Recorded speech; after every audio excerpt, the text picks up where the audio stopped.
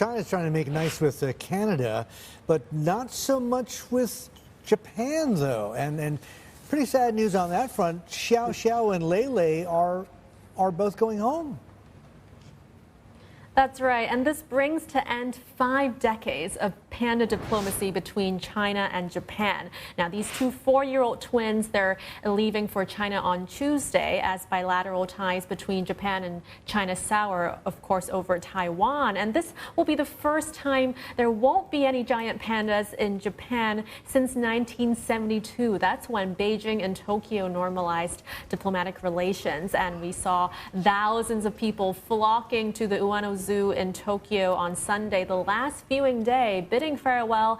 And these more than 4,000 visitors were there by lottery because, according to a local media report, attendance was oversubscribed 25 times. So they are wildly popular in Tokyo. But these two pandas, they were born in Tokyo, but China does have ownership rights over all the pandas. And they're deeply political national symbols as well. Their presence are really a symbol of goodwill from China, and they don't just mark normalization of ties. They also often correspond with investment deals. These panda movements, more than 15 years ago, China negotiated deals with Scotland on energy and salmon, and also loaned a pair of pandas to Scotland. And countries like Canada and France have also struck uranium export deals, and which also coincided with panda loans as well. So very symbolic moves here.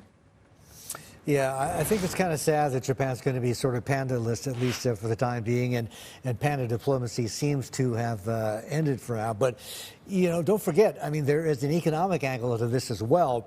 Tourism is already under threat, and these two pandas, this pair, right, they have actually generated a lot of revenue in terms of merchandise, right? Yeah, merchandise, revenue from these visitors. So definitely there is an economic angle here, as well as these zoos do draw a lot of revenues from these pandas. And this also tracked U.S.-China ties too, right? And after 3 pandas left in 2023, when U.S.-China ties were getting sour as well, we got 2 new pandas debuting in D.C. to a lot of fanfare just in January last year.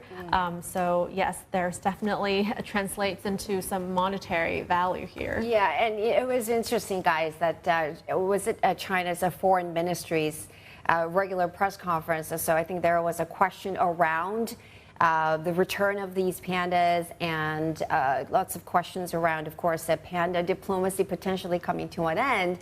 And I think the Chinese side is saying, if you want to look at pandas, basically speaking to Japanese, you should come to China and check them out here. So there is definitely a lot sort of embedded in that one message, isn't it? It's just sort of packing up stuff when you have a breakup, you know, put in personal belongings and send them away. And in this case, it's pandas, so it's even sadder, obviously. And then, of course, there is really subtly pointed message around tourism as well. Now, just looking at all these footage of, you know, young kids, you know, people wearing panda costumes as well, and just saying, I remember reading about people in D.C., you know, crying over the pandas leaving. And this seems to touch an emotional chord for a lot of people away from diplomacy, or I shall say despite these diplomatic ties. But yeah, I think it's just very hard to extricate pandas from their deeper political symbolism that we were talking about earlier as well. Yeah, indeed. And I think what we've all been trying to say basically is, you know, this pair of pandas, right? This is about as successful as China's soft power diplomacy gets, right? This is emotional statecraft, because you guys have used that word a number of times, emotions, right? So, and in a way, I mean, before panda diplomacy, there was ping pong diplomacy, if you probably remember back in the 70s or so. This is just the latest version of that. And essentially, it's not so much anything to do with economic directly, but it's essentially one country, one state saying to another at a very, maybe, I guess, emotional level, right? Look, you guys are okay. We think you're all right, and we basically want to be friends. here's a pair of pandas that your people can enjoy. It's more a people-to-people thing as opposed to anything that has to do with policy, right? So this is, in a way, I think maybe hitting Japan where it really hurts, as opposed to sanctions or curbs on tourism or anything else like that. This is, this hits the heart, I guess.